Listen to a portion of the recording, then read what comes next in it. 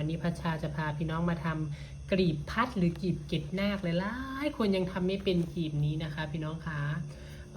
อันนี้พัชชากับบริเก่งนะคะ แต่ว่าเฮ็ดเป็นแล้วตะกี้กับบเป็นคือการฝึกแล้วฝึกอีกกระเฮ็ดแนวใดกระเฮ็ดแนวใดเนาะค่ะอันดับแรกเอาใบตองมาพับทบแบบนี้นะคะพี่น้องคะ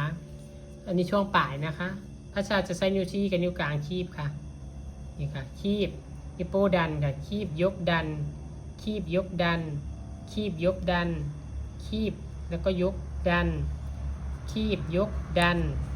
คีบยกดันนี่ค่ะพี่น้องคะเอากระสิได้เป็นกีบเกล็ดนาคนะคะพี่น้องคะหรือกีบพัดแบบสวยๆบางคนพับเป็นแต่มันจะไม่เป็นทรงนี้นะพี่น้องเวลาไปประกอบมาถึงจะรู้ว่ามันไม่เป็นทรงนี้แล้วประกอบมามันไม่สวยเห็นบ่อีกด้านหนึ่งมันจะเฉียงไปแบบนี้ให้สังเกตลายเวลาประกอบเราจะเอาคว่ำลงแล้วซ้อนกันด้านหน้านี้เราจะไม่ได้เอาหงายขึ้นแบบนี้ถ้าเราหงายขึ้นมันจะเงืองปลายตัวนี้มันจะเงืองขึ้นเวลาประกอบมาต้องคว่ำลงแล้วเรียงกันไปเรื่อยๆนะคะพี่น้องคะบางคนก็เข้าใจว่าเจ้าของเฮ็ดถึกแล้วอีกแบบนึงมันก็ทำลักษณะเดียวกันแต่ประกอบออกมามันไม่เหมือนค่ะสังเกตเลยใครที่ทำกีบเกล็ดนาคแล้วประกอบออกมาทำไมมั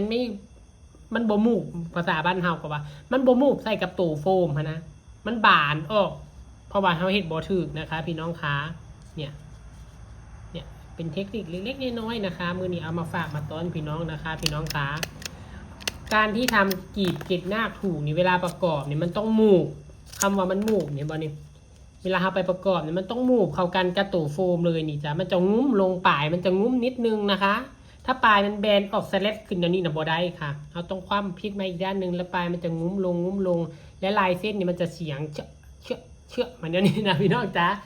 นี่จะคือกีบเกล็ดนาคนะคะพี่น้องคะเทคนิคแบบง่ายๆมาฝากมาต้อนเบิ่งแล้วก็กดแชร์พัชชานำจ้า